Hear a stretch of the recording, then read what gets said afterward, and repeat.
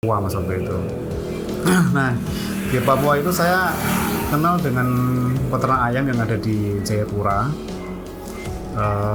Ternyata malah budi saya, jadi saya ketemunya di sana malah. Kemudian saya ikut ternak jadi anak kandang waktu itu. Kebakaran itu di tahun 2020 mas. Jadi waktu itu ayam saya masih populasi 13.000 totalnya. Jadi kalau yang sekarang ini lebih gede. Kalau yang kebakaran itu populasi 13.000.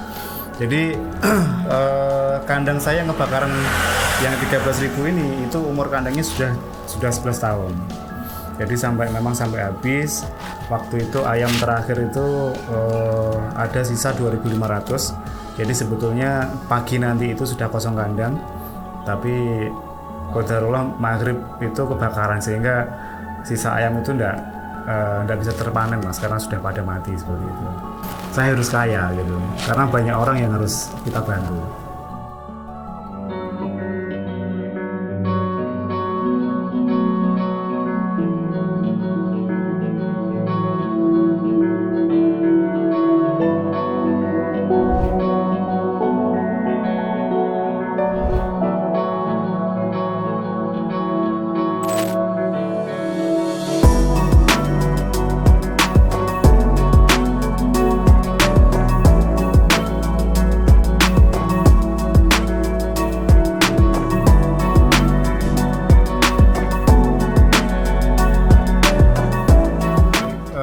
Nama saya Mas Subiono mas. Kalau di sini ini nama desanya Desa Sambikerep atau Desa Purwosari. Terus kecamatannya masuk di Kecamatan Telogowungu. Saya umur 34 tahun, istri saya Wonogiri, kalau saya asli domisili di sini. Anak saya 4. Terus kemudian tadi sempat ditanyakan di bawah ini ada warung dan toko ini punya ibu dan kakak saya, kurang lebih seperti itu mas. Kalau yang saya kerjakan ya mas, yang sudah berjalan itu ada proyek kandang ayam. Terus kemudian kalau yang usaha saya dari awal merintis usaha itu peternakan ayam broiler mas. Itu saya mulai ternak itu di tahun 2008 akhir atau 2009 awal. Jadi setelah menikah, saya ada informasi tentang ternak ayam dan sistem ternaknya itu kemitraan, sehingga saya tertarik untuk membuat kandang karena di situ saya sebagai peternak hanya membuat kandang, kemudian nanti untuk masalah sarana produksi ternaknya seperti bibit, pakan, terus panen itu dijamin oleh kemitraan, sehingga saya tidak butuh modal banyak untuk membuat bisnis itu gitu. Akhirnya dari situ 2009 awal itu saya membuat kandang populasi 2.500 waktu itu, dari awal di situ sampai sekarang mas. Kalau di ternak ini untuk awal mas itu dari perantauan sebetulnya mas. Jadi di tahun 2005 itu saya merantau di Papua karena waktu itu setelah lulus sekolah itu saya memang enggak punya keinginan untuk kuliah mas. Jadi dari SMP pun itu saya mikirnya udah kepengen kerja gitu dari SMP itu. Sehingga setelah lulus sekolah itu saya coba usaha membuka bengkel sepeda motor waktu itu. Tapi karena persaingannya juga ketat, bengkelnya juga kurang ramai. Kemudian saya memutuskan untuk merantau cari modal di Papua mas waktu itu. Nah di Papua itu saya kenal dengan peternak ayam yang ada di Jayapura. Ternyata malah budi saya, jadi saya ketemunya di sana malah. Kemudian saya ikut ternak jadi anak kandang waktu itu. Yang saya pegang waktu itu populasi 3.000 ekor, 3.000 ekor ya. Jadi kurang lebih saya 3 tahun di Papua, saya ternak ayam dan juga belajar proyek mas. Jadi setelah saya pulang merantau dari Papua itu saya ketemu sama teman yang punya kandang gitu, namanya Mas Joko Santoso, teman SMP dulu. Dia punya usaha ternak ayam. Karena saya sudah tahu tentang ayam, saya tertarik untuk membuat kandang ayam. Jadi awal mulanya gitu mas. Jadi kenapa saya bisa memilih kandang ayam broiler ini sebagai usaha karena di situ Mas saya ada pengalaman kurang lebih 3 tahun lah di Papua dari tahun 2005 sampai 2008 itu. Ketertarikan sambil belajar ya. Iya, kalau yang saat ini diisi populasi 33.000 Mas. Kalau sebelumnya, periode sebelumnya itu diisi 36.000. Sebetulnya kandang saya dengan panjang 66, lebar 14 itu mampu menampung 40.000. Cuman karena sekarang ini ada kebijakan pemerintah mengurangi DOC karena stok banyak, terus kemudian juga banyak kandang ayam modern yang menampung populasi besar sehingga ada pengurangan bibit itu gitu. Saya rasa sangat berdampak ya Mas, karena seperti PPKM contohnya itu kan ada pembatasan sebelumnya sampai warung makan itu jam 8 ya. Terus kemudian akhir-akhir ini kalau nggak salah jam 9. Ketika dibatasi proses transaksi jual beli, artinya juga masyarakat pun khawatir nanti kalau sampai ada sweeping dan lain-lain seperti itu. Artinya penjualan pasti menurun, pedagang-pedagang itu. Kemudian karena ada pembatasan juga, ada beberapa pabrik yang tutup kan kurang lebih seperti itu ya. Ini kita bicara realnya seperti itu. Jadi ada beberapa karyawan yang tadinya mempunyai penghasilan, kemudian tidak kerja, sehingga makannya pun juga harus diatur gitu, jangan sampai boros kan begitu. Ketika itu semua terjadi pasti juga ada penurunan pembelian Mas, daya beli pasti menurun. Dan ya terbukti sekarang ayam itu kalau tidak salah di 2 minggu yang lalu itu harga sampai 7.000 per kilo. 7.000 per kilo. Bisa dibayangkan bibit aja itu 6.500-an kurang lebih bibitnya ya. Belum pakannya per kilo sekitar hampir 8.000. Kok daging malah hanya 7.000 per kilo, kan aneh ya. Sangat berdampak. Iya, sempat naik sampai di angka 20.000 tapi sekarang turun lagi di angka 14. Karena memang pastinya ketika ada problem seperti ini ya tentunya sangat berimbas Mas di daya beli itu gitu. Jadi seperti yang tadi saya tanyakan, apakah berimbas karena ini bahan pokok ya Mas, bahan pokok untuk lauk pauk ya pasti ada imbasnya Mas itu. Sebetulnya kalau dibilang omset ya Mas, seperti yang tadi saya ceritakan, sistem kerja saya ini kan kemitraan ya Mas. Kemitraan itu maksudnya kita sebagai pihak kedua itu kita hanya menyiapkan lahan, artinya kandang ayam dan juga peralatan. Terus kemudian pihak pertama si PT atau si inti itu dia yang mensuplai bibit, pakan, terus kemudian menjamin panen. Menjamin panen artinya dia mempunyai harga yang sudah dihitung sedemikian rupa. Jadi kita ada harga kontrak Mas. Kita ada kesepakatan harga kontrak per kilonya berapa seperti itu. Jadi kalau ditanya apakah itu mempengaruhi omset atau pendapatan, sebetulnya tidak juga, tapi berdampak di kapasitas peternakan kita yang tadinya mungkin bisa 40.000 sekarang hanya diisi 33.000. Jadi imbasnya di populasi Mas. Kalau di pendapatan sebetulnya tidak begitu berdampak. Dampaknya di populasi, kemudian yang tadinya kita bisa merawat ayam di 40.000 ekor itu sekarang hanya 33.000 gitu. Kebakaran itu di tahun 2020 Mas. Jadi waktu itu ayam saya masih populasi 13.000 totalnya. Jadi kalau yang sekarang ini lebih gede. Kalau yang kebakaran itu populasi 13.000. Jadi kandang saya yang kebakaran yang 13.000 ini itu umur kandangnya sudah 11 tahun.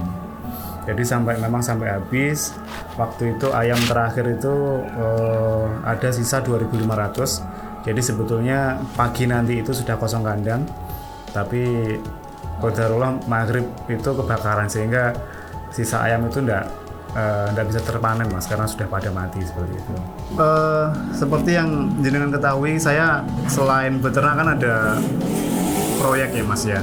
Jadi di situ saya harus berbesar hati karena apa? Karena kalau dibilang saya pada posisi jatuh sebetulnya tidak juga, karena saya malah mungkin bersyukur ya. Saya berprasangka baik dengan musibah itu. Jadi saya berpikir kandang ini sudah 11 tahun dan saya ingat sekali kandang yang saya bangun itu biaya kembalinya modal saya itu hanya 1 tahun. Artinya 10 tahun itu saya sudah mendapatkan untung yang banyak gitu. Ketika saya terbakar, kandang saya terbakar pun juga saya membesarkan hati keluarga saya biar nggak sedih gitu, ya seperti itu. Jadi usaha ini sudah berjalan 11 tahun, 1 tahun sudah kembali modal, 10 tahun untungnya, ya sudahlah ini terbakar sudah, nanti kita bikin lagi gitu. Jadi kurang lebih itu Mas. Jadi kalau dibilang titik terjatuhnya enggak, justru malah itu yang membuat saya termotivasi, kurang lebih seperti itu. Malah jadi lebih besar lagi. Iya. Saya pikir gini ya Mas, kalau dulu itu kan kondisi saya ketika masih bujangan ya Mas, belum nikah. Bapak saya itu sebagai petani. Kita sama-sama tahu kalau petani itu kan ya cukup tapi tidak kaya Mas. Jadi dari situ saya termotivasi saya harus kaya gitu, karena banyak orang yang harus kita bantu gitu. Jadi yang memotivasi saya ya sebetulnya keadaan yang dulu itu memang saya lihat harus ada banyak orang yang harus dibantu gitu. Jadi saya memotivasi saya diri sendiri itu membantu orang lain. Dengan apa? Ya saya harus kaya, kurang lebih seperti itu yang motivasi. Kalau anak-anak saya belum ya Mas, karena masih kecil ya. Tapi kalau saya dari kecil itu sebetulnya bukan dimotivasi Bapak untuk menjadi pembisnis, bukan.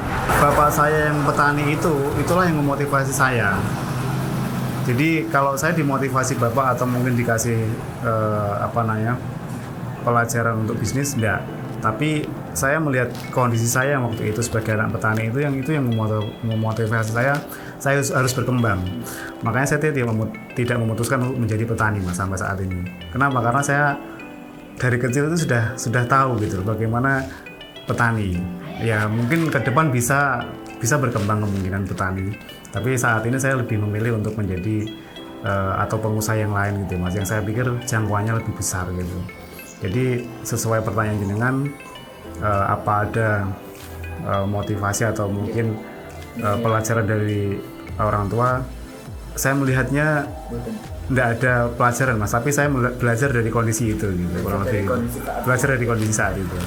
Kalau jangkauan yang lebih besar, kalau keinginan belum terbesit Mas, karena saya harus sadar diri, tentunya untuk hal yang sebesar itu dibutuhkan modal yang cukup tinggi. Kalau saat ini saya berpikir hanya menjalankan apa yang saya ketahui dahulu Mas. Seperti kurang lebih saya beternak ayam, tapi saya juga membuat kandangnya gitu. Saya baru berusaha mencoba untuk penjualan.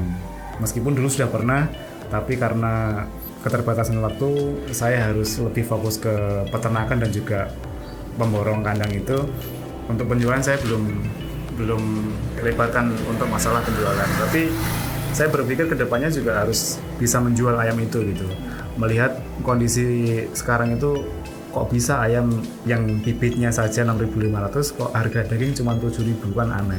Jadi saya berpikir di situ ada celah untuk menjadi pedagang Mas di situ. Jadi seperti yang tadi saya sampaikan, kayaknya bisa jadi sih nanti saya menjadi pedagang ayam, bisa jadi. Tapi kalau untuk masalah sampai ekspor itu mungkin belum terpikirkan gitu. Jadi gini, beberapa tahun yang lalu ada wacana Indonesia akan impor daging ayam dari Brasil. Kenapa sampai ada wacana seperti itu? Pasti dari sana murah kan gitu ya. Kalau dari sana murah, padahal kita ketahui nilai mata uang kita itu kan sangat rendah dan sana lebih kecil, lebih tinggi ya Mas ya. Kok bisa di sana murah gitu kan? Kalau kita pelajari, berarti di negara yang lain atau di Brasil itu bisa membuat ayam itu bagaimana bisa murah. Contoh mungkin kalau di kandang itu ada istilah namanya FCR Mas ya. Jadi pakan yang menjadi daging itulah tolak ukurnya. Contoh misalkan untuk mencapai bobot ayam 1,3 kilo itu kurang lebih dibutuhkan pakan 2 kilo. Kemungkinan di kota-kota atau di negara lain itu bisa membuat ayam murah, salah satunya mungkin juga dengan itu. Jadi konversi antara pakan dengan daging itu lebih kecil. Jadi makannya sedikit, jadi dagingnya lebih banyak. Itu yang pertama. Yang kedua, bahan pokoknya untuk jagung dan lain-lain bisa jadi itu murah. Sehingga harga dagingnya pun juga murah. Nah, salah satu proyek yang saya kerjakan untuk masalah kandang ayam ini kan sekarang banyak kandang khusus ya Mas ya. Itu juga dalam rangka nantinya itu akan membuat ayam menjadi nyaman. Ketika nyaman seperti itu, dengan makan yang sedikit akan menjadi daging lebih banyak. Terus kemudian juga menurunkan angka kematian. Kalau dulu kandang ayam sistem terbuka itu kematian bisa sampai 5%. Kalau di kandang ayam yang sistem closed seperti ini itu bisa ditekan di angka kurang lebih 2%. Nah, langkah-langkah inilah yang sudah saya juga sebagai peternak lakukan untuk menekan biar bagaimana si daging ayam ini bisa murah. Yang pertama yang tadi kita perbaiki dulu sistemnya untuk kandangnya sehingga ayam itu mortalitasnya atau kematiannya rendah. Terus kemudian pakan yang dikonsumsi sedikit tapi dagingnya yang dihasilkan banyak. Jadi kurang lebih itu Mas yang mungkin harus dibenahi Mas, kurang lebih gitu. Kalau di Indonesia saya rasa memang terpal menjadi salah satu bahan yang dipilih karena murah, kemudian juga pemasangan cepat. Kalau murah pastinya biaya kembali modal lebih cepat ya Mas ya. Berbeda dengan mungkin kandang-kandang di daerah luar, mungkin di Cina, mungkin di Brazil atau di mana-mana itu kebanyakan menggunakan dinding paten permanen gitu ya. Kalau terpal di Indonesia saya rasa sangat cocok ya karena itu tadi dengan kondisi ekonomi masyarakat umum itu memang ya masih taraf menengah ke bawah, tidak banyak orang yang punya modal gitu. Terus kemudian secara pemasangan juga lebih cepat, artinya juga nanti efisien ya masalah untuk biaya. Terus kemudian terpal sendiri ini bisa sampai bertahan di 3-4 tahun. Artinya kalau kita berasumsi kembali modal itu di 2 tahun kan masih ada 2 tahun ini keuntungan terpal dan harganya murah gitu Mas. Jadi menurut saya untuk Indonesia masih sangat efektif ya Mas untuk menggunakan terpal pada kandang ayam gitu. Kalau sekarang ini ya Mas, kalau untuk mengarah ke kandang ayam sebetulnya kalau bisa jangan dulu untuk saat-saat ini. Terlebih pandemi 1 tahun ini sangat berdampak ya Mas di penjualan ayam, dan juga dari harga pasar yang saya ikuti itu cenderung lebih rendah daripada sebelumnya. Jadi kalau misalkan memang kepikiran nantinya kepengen usaha ayam itu tidak ada masalah. Hanya saja kalau untuk pembuatan kandangnya ditahan dulu.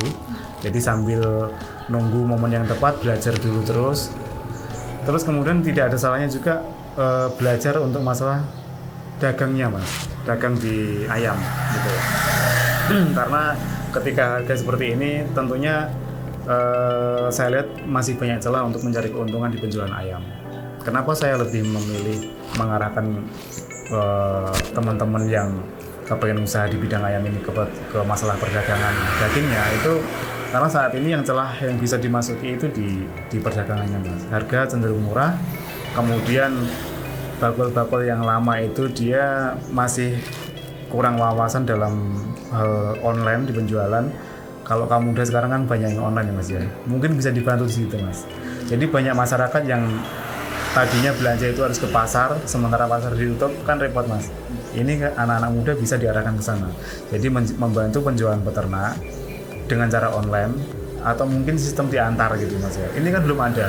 Jadi nantinya ketika sudah itu berjalan, tentunya harga ayam juga akan terbantu naik juga karena permintaan kembali banyak. Nah setelah nanti itu surplus antara peternakan dan penjualannya, nah itu mungkin teman-teman yang tadinya sudah kepengen menjadi peternak mungkin bisa masuk gitu. Baru bikin ya. Kalau sekarang tahapannya itu Mas, harus memperbaiki penjualannya dulu karena efek pandemi ini sangat terasa masih penjualan. Kalau ayamnya ternyata tidak ada masalah, ayamnya sehat tidak ada masalah. Cuman kalau penjualannya menurun kan sama aja gitu, kurang lebih seperti itu. Iya.